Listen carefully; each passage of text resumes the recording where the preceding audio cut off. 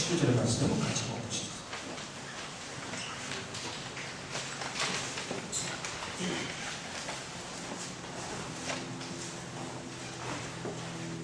자, 여러분 성경책 같이 보시기 바랍니다. 성경 없으신 분은 스크린을 통해서 보시면 되고요.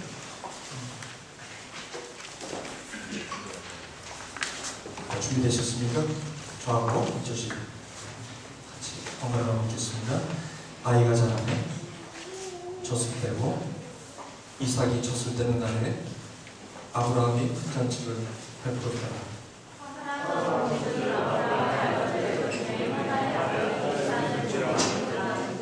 그가 아브라함에게 이르되 이 여종과 그 아들을 내쫓으라. 이 종의 아들은 내 아들 이삭과 함께 기업을 얻지 못하리라 하므로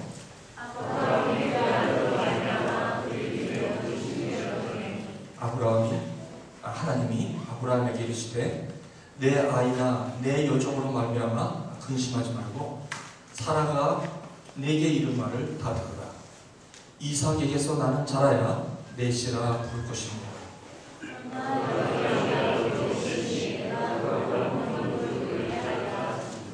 아브라함이 아침에 일찍이 일어나 떡과 물 한 가죽 부대를 가져다가 하갈의 어깨에 메어주고 그 아이를 데리고 가게 하니 하갈이 나가서 부엘세바 광야에서 방황하더니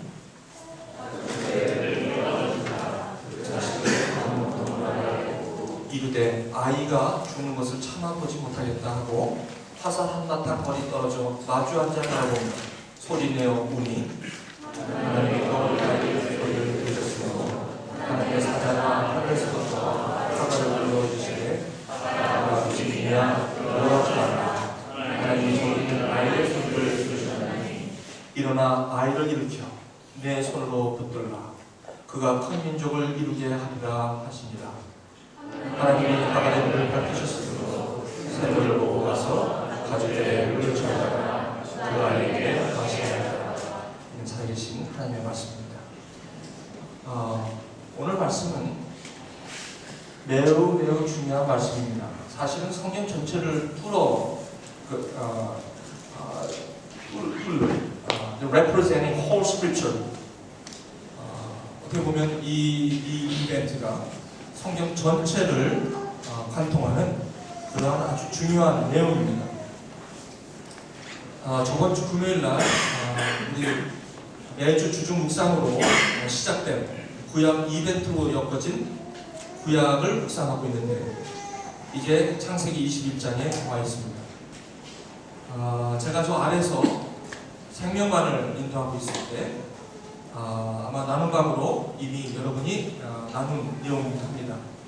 나중에 들리는 이야기가 많은 질문이 있었다고 얘기를 듣고 또 많은 좀 아직 풀리지 않은 그런 내용들이 많이 있었다는 그런 제 소식을 듣고 요한복음을 시작했던 가을학기에 시작했는데 이제는 오늘만큼은 제가 이 주중 묵상에 이 창세기 21장을 좀 나눠야 되겠다라는 생각이 들었습니다. 너무 중요하기 때문에 그래서 이 말씀을 여러분으로 증거합니다.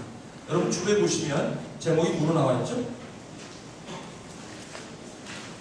교회가 존재하는 이유라고 제가 그렇게 타이틀을 붙여봤습니다. 교회가 존재하는 이유. 너무 흥미롭지 않은 타이틀입니다. 제가 이 타이틀을, 이 제목을 붙여놓고 나서 그리고 이 주보를 프린트하라고 우리 안태영 형제님에게 보냈습니다. 이메일. 그리고 나서 바꿀 것 구애가 되었습니다. 이미 벌써 파일은 이메일로 나갔고 이거를 정리하기가 늦었습니다. 그래서 여러분 교회가 존재하는 이유가 사실은 제가 말씀을 전하고자 하는 내용입니다. 하지만 저는 이 말씀을 이삭에게서 나는 자라야 라는 말씀으로 하나님의 말씀을 증거합니다. 다시 한번 우리 한번 따라 하실게요. 이삭에서 시작. 이삭에게서 나는 자라야 라는 말씀으로 하나님의 말씀을 증거합니다. 잘 청취하여 주시기를 다시 한번 부탁을 드립니다. 오늘 말씀을 제가 지금 시간이 지금 3시 55분이라서 시간이 그렇게 많지는 않습니다만 제가 노력을 해보겠습니다.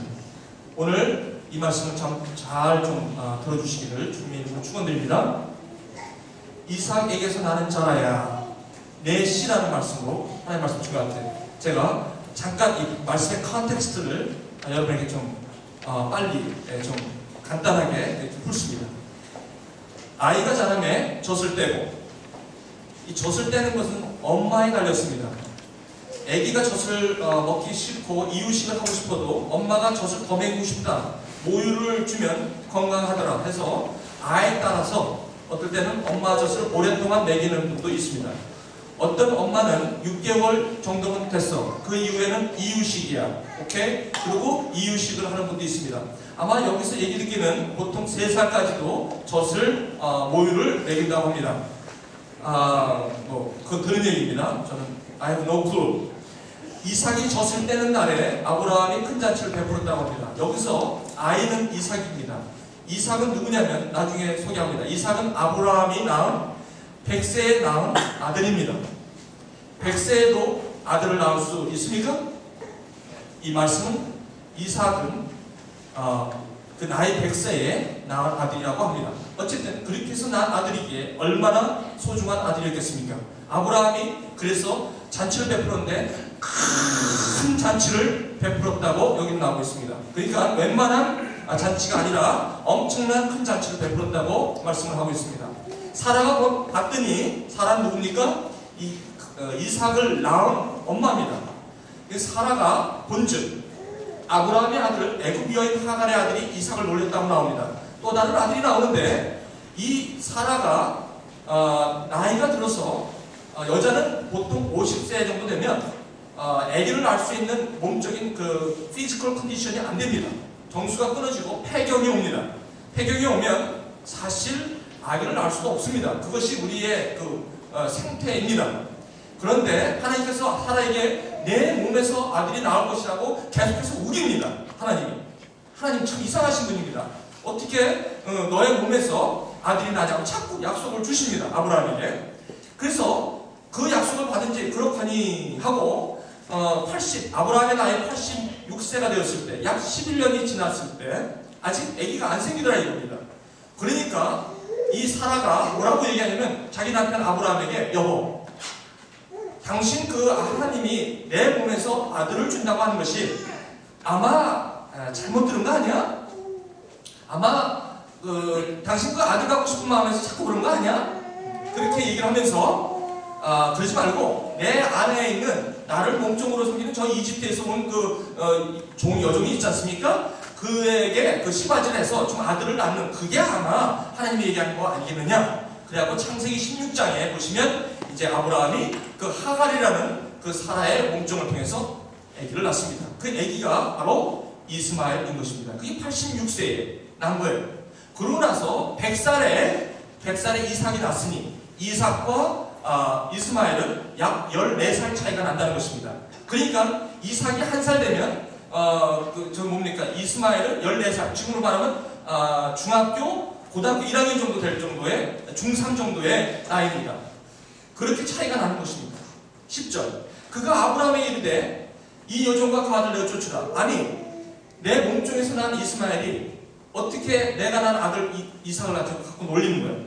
저럴 수는 없어. 저들을 내쫓아라. 10절에 아브라함한테 그렇게 얘기합니다. 그랬더니 아브라함이 11절에 걱정이 많습니다. 11절 보세요. 아브라함이 그의 아들로 말미암아 그 일이 매우 근심되었다. 왜? 그 새끼도 내 새끼고 이 새끼도 내 새끼인데, 새끼라고 하니까 이거 좀 에디트 해주세요. 이 새끼도 내 새끼고, 이 씨도 내 씨고 저 씨도 내 씨인데, 새끼라는 게요, 우리가 새끼, 사람한테 새끼라는 소리 안 하죠? 씨라고 해요, 씨. 그래서 이 씨도 내 씨고 이 씨도 내 씨다. 다시 말하면 내 몸에서 난 이삭도 내 아들이고 저쪽 하갈에서 난 아들도 내 아들이다. 그렇죠? 아브라함에게는 자식이란 말이죠. 그런데 어떻게 합니까? 이를 버리라고 하는, 이를 내쫓으라고 하는데 얼마나 근심이 많았겠습니까? 그래서 아브라함이 걱정이 되어서 하나님 앞에 기도를 했습니다. 그랬더니 12절에 한번 보실까요? 하나님이 참 이상한 말씀을 하십니다. 하나님이 아브라함에게 이르시되 내 아이나 내 여종으로 말미암아 근심하지 말고 사라가 내쫓으라. 한 대로 내쫓으라. 웬일이십니까? 하나님은 페어하신 분인데 어떻게 이런 상황에서 내쫓으라고 할 수가 있습니까? 특히 이 말씀을 들을 때 많은 사람들은 이 상처가 있는 분들, 누구한테 리젝트 당하신 분, 또 둘째, 특히 나는 둘째예요. 항상 이런 분들, 이 상처가 많은 분들이 이거 보면서 하나님한테 딱 반기를 드립니다. 하나님, 왜 이러냐? 이게 무슨 말이에요, 이게? 왜 그쪽이 난 아들도 좀 하나님 왜 내쫓으라고 합니까? 반감이 팍 오죠? 누구나 이런 생각이 들 수 있어요. 좀 같이 살면 안 돼. 하나님까지 왜 이러세요? 사라는 사라라고 그래요. 왜 하나님까지 이렇게 하시는 거예요?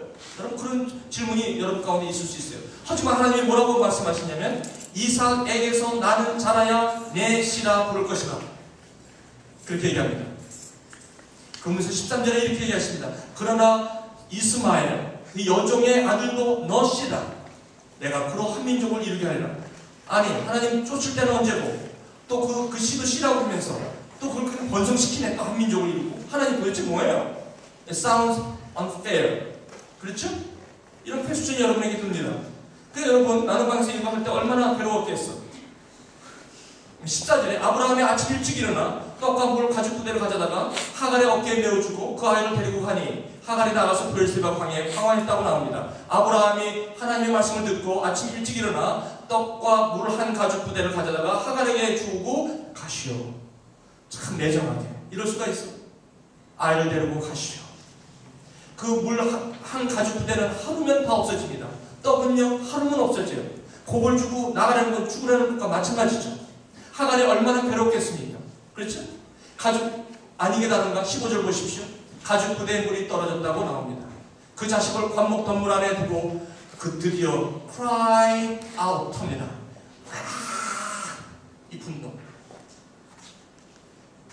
아이가 죽은 것을 참아보지 못하는 그 모성애가 끓기 시작하는 겁니다. 여러분 한번 아기를 낳은 분 여러분 보세요. 얼마나 아기가 소중합니까? 조금이라도 다칠까 얼마나 아기 중지하는 그 모성애가 있는데 그걸 갖다가 떡 한 것과 물 한 가죽 보내고 그 광야로 쫓겨보내?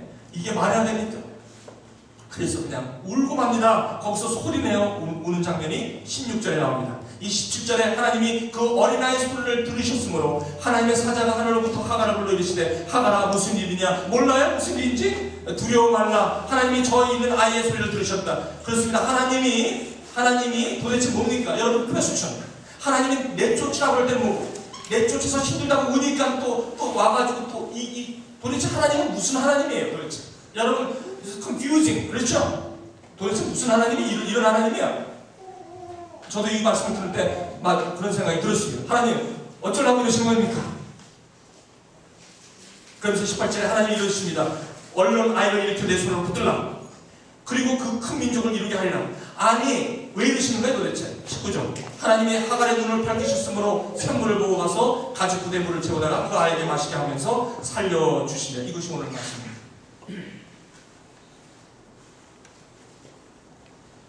18절에 내쫓을 때는 언제고 또 그 아이를 통해서 큰 민족을 이루게 하셨다고 18절에 나옵니다. 여러분 여기서 중요한 게 몇 가지 있습니다. 하나님께서 왜 이렇게 하셨을까요? 여러분 이런 단어가 있어요. 우리가 모든 사람이 죄를 범했으면 하나님의 영광이 이르지 못하는 거예요. 이삭도 그렇고 아브라함도 그렇고 다 누구나 다 None is righteous. None is righteous before God. 하나님 앞에서는 어느 누구도 righteous 하지 않아요. 그런데 하나님께서 특별히 이삭을 통해서만 메시아로 얘기하는 것은 그리고 이 하갈을 통해서 이스마엘을 내어쫓은 것은 하나님께서 이스마엘을 버린 것이 아닙니다. 이 성경은 반드시 이런 단어를 씁니다. 하나님은 어떻게 하신다? 구별하신 것입니다. 여러분 속상해하지 마십시오. 하갈을 버렸다는 게 아닙니다. 하나님께서는 구별하셨습니다. 거룩하게 하셨습니다. 이삭의 핏줄을 이삭의 지니얼로지를 거룩하게 하십니다. 구별시키십니다. 불러내십니다. 애굽에 있는 종들을 call them out of Egypt 구별하십니다. 다시 말씀드려서 저와 여러분이 이삭에서 나는 씨라야 된다는 것은 바로 이삭을 통한 하나님의 자녀가 되는 그 약속을 받은 자녀